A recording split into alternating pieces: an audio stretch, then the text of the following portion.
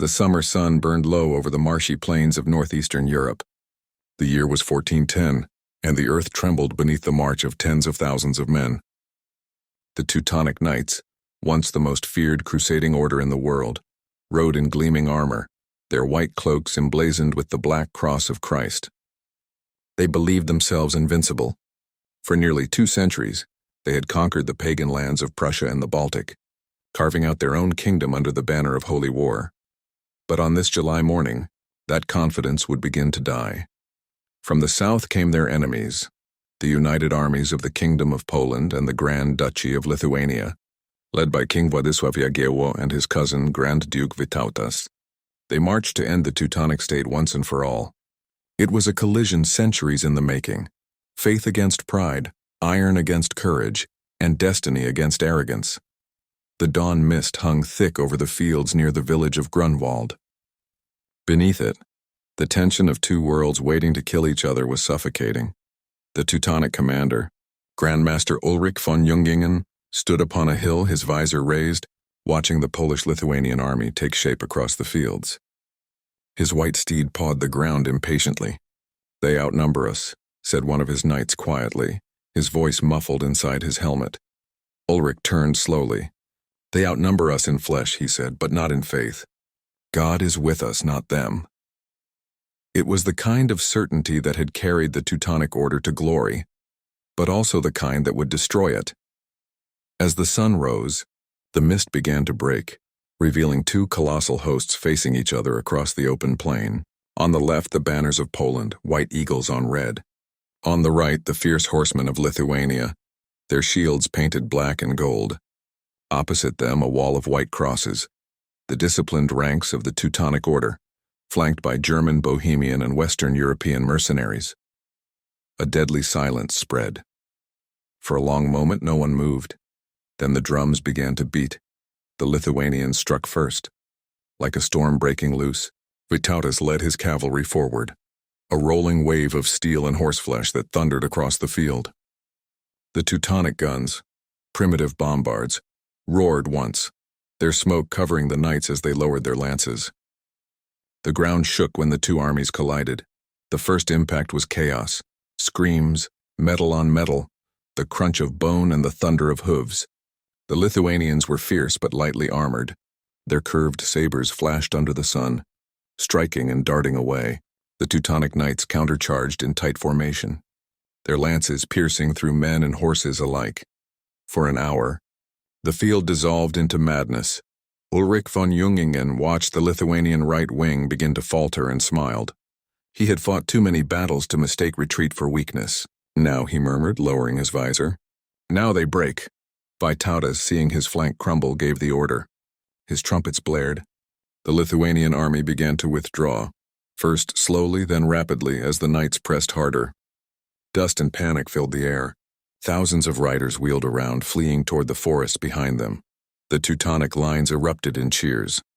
"They run! The pagans flee!" shouted a knight, spurring his horse forward. But Vytautas was no fool. He was luring them in. From his hill, King Jagiełło of Poland had been watching the scene carefully. His calmness was eerie. He had not yet drawn his sword.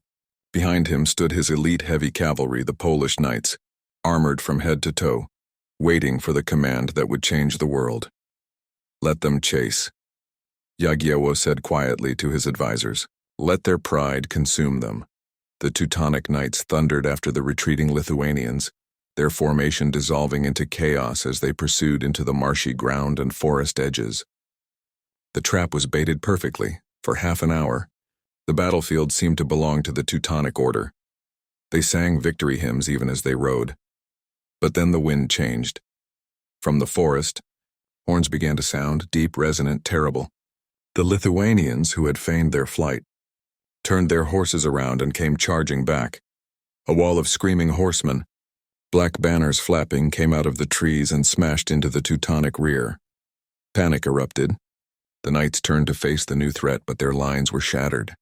The Order's disciplined army suddenly found itself attacked from 2 sides. Vytautas's returning Lithuanians on one flank, Jagiełło's Polish knights advancing from the other, the sky filled with arrows. The sound of the horns was drowned by the screams of dying men. Ulrich von Jungingen realized too late what had happened. His enemies had outthought him, outmaneuvered the order that had prided itself on divine superiority. Still, he would not flee. He was a knight of Christ, and he would die as one.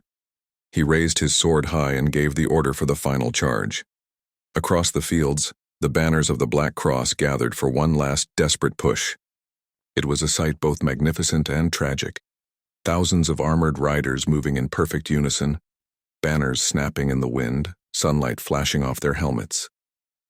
They crashed into the Polish center like a silver wave, scattering men and horses. For a moment, it looked as though the Teutonic Knights might yet prevail. But then Jagiełło unleashed his reserves. From behind the hills came the Polish Royal Guard, knights in crimson surcoats bearing golden eagles, their lances leveled, their voices rising in a thunderous roar. For Poland, for God and King, the two cavalries met with earth-shattering force. Lances shattered, swords broke, shields splintered. Horses screamed as men fell in tangled heaps of iron. Blood soaked the grass. The sun rose higher, turning the field into a furnace of death. Hour after hour, the slaughter raged. The Teutonic Knights fought with fanatical courage, but they were surrounded. Their white crosses disappeared beneath dust, blood, and chaos. Ulrich rode into the thick of it, cutting down enemies left and right. His sword was red to the hilt, his horse staggering under the weight of exhaustion. Around him, his brothers of the order fell one by one, praying with their last breaths. By afternoon, the battlefield was unrecognizable, a wasteland of corpses, broken armor, and shattered banners. Then Ulrich von Jungingen fell. A Polish knight struck him down, piercing through his armor. The Grand Master of the Teutonic Order fell from his horse, his white mantle torn and stained red. His body was later found stripped of weapons, his face pale under the dirt of war. When word of his death spread across the field, the Teutonic resistance collapsed. Those who could fled toward their fortress of Marienburg. Those who couldn't dropped their swords and prayed for mercy. The battle was over. The Teutonic Order, the once invincible power of the Baltic, had been broken in a single day, the largest medieval battle Europe had ever seen. Over 40,000 men had fought, and the plains of Grunwald were now a cemetery. But for King Jagiełło it was not yet victory. He looked upon the field of ruin and saw not triumph but warning. "Pride," he said softly to Vytautas, who stood beside him, his armor dented and spattered with blood. "It was their pride that killed them." Vytautas nodded. "And it will kill others still." As night fell over the battlefield, the fires of the dead burned for miles. Ravens circled overhead, their cries echoing through the silence that followed the storm. The Teutonic Order, once masters of crusade and conquest, had met its reckoning at Grunwald. But even in defeat, something darker began to stir, for the embers of empire never die quietly. The battlefield still smoked when the ravens came. They circled above the corpses of knights and peasants alike, their black wings slicing the golden sky. The sun was sinking, turning the world the color of blood. King Władysław Jagiełło rode slowly through the carnage. Around him his knights whispered prayers for the dead, both friend and foe. Broken swords, torn banners, and shattered shields littered the plain. The black crosses of the Teutonic Order lay trampled in the mud, their once holy insignia reduced to nothing but stains and ashes. "Is it over?" one of Jagiełło's commanders asked quietly. The king didn't answer. He looked to the horizon, where the last remnants of the Teutonic host disappeared toward the west, toward their mighty fortress of Marienburg, the heart of the Order's power. "It will be over," Jagiełło said finally, "when their fortress falls." The victory at Grunwald was total. The Teutonic Order had been shattered, their Grand Master slain, their knights slaughtered by the thousands. But the true strength of the Order had never been only in its swords. It was in its walls, those towering fortresses that had dominated the Baltic for 2 centuries, and none was greater than Marienburg Castle, built on the banks of the Nogat River. Its red brick towers rose like mountains, its walls thick enough to withstand any siege. It was the symbol of Teutonic pride, the seat of their Grand Masters, the fortress they believed no mortal army could take. Now it would be tested. Jagiełło and Vytautas marched their exhausted armies westward. They moved through burned villages and silent forests, through lands that had once belonged to the Order but were now filled with rebellion. Everywhere peasants rose against their former masters, inspired by the news of the Order's defeat. The black cross that had once struck fear now drew hatred. As they advanced, the Polish-Lithuanian soldiers sang of vengeance and freedom. But the further they went, the more resistance they met. The Teutonic survivors, what few remained, had fled to Marienburg under the command of Heinrich von Plauen, a stern, clever knight who had escaped the slaughter at Grunwald. He was not a man of words, but of steel and discipline. And when he took command of the castle's defense, he swore that the Black Cross would not fall while he lived. Inside Marienburg, the bells rang for war. Every able man, knight, servant, scribe, took up arms. Barrels of pitch were rolled to the ramparts, crossbows loaded, stones hoisted to the battlements. The fortress became a beast of iron and fire, ready to defy the victors of Grunwald. By late July, Jagiełło's army reached Marienburg. The sight stunned even the veterans of war.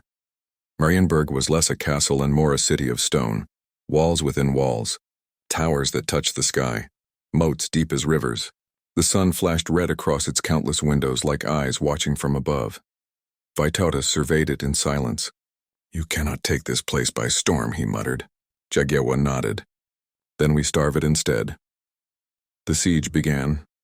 For weeks, the Polish-Lithuanian army surrounded Marienburg, cutting off supplies and communications. Camps were built on every side of the fortress. Siege towers and trebuchets assembled from the timber of nearby forests. But the Teutonic Order fought like cornered lions. Von Plauen turned Marienburg into a furnace of resistance. Every attack was repelled with boiling oil, fire arrows, and crossbow bolts. The Order's cannons roared from the walls day and night. The noise never ceased. The clatter of stones, the shriek of steel, the cries of men. The sky itself seemed filled with smoke and fury. One night, a Polish assault party managed to scale the outer wall. For a moment, it looked as though they might breach the gates, but the defenders poured molten lead upon them. Their screams echoed through the night, and their bodies were thrown down into the moat. Jagiełło watched from a nearby hill, his face cold, unreadable. "They die for what they believe," he said. Vytautas replied, "So do the men behind those walls." The siege dragged on. Food began to run short in the camp. Disease spread through the ranks. Rain turned the fields into oceans of mud. The army that had triumphed so gloriously at Grunwald was now being consumed by time, hunger, and exhaustion. Inside Marienburg, things were worse, but von Plauen's resolve never wavered. He ordered rations to be cut, horses to be slaughtered, wells to be guarded with blood if necessary. "We are the walls," he told his men, "and the walls do not fall." And they did not. Weeks turned into months. Summer gave way to the chill of autumn. The Polish-Lithuanian army began to fracture. Nobles wanted to return home. Supplies dwindled. The grand dream of erasing the Teutonic Order from the map was slipping away with every passing day. On the morning of September 19, 1410, King Jagiełło stood before his commanders. His voice was heavy. "We cannot take the fortress," he said. "The rains have come, our men are starving. We will withdraw." Vytautas was silent for a long time. Then he nodded. "Marienburg will stand," he said bitterly. "But the Order will never rise again as it was." The decision was made. The siege was lifted. The army of Poland and Lithuania turned away, leaving behind the smoldering ruins of their camps. The fortress of Marienburg, battered but unbroken, stood alone amid the ashes of war, a monument to defiance and loss.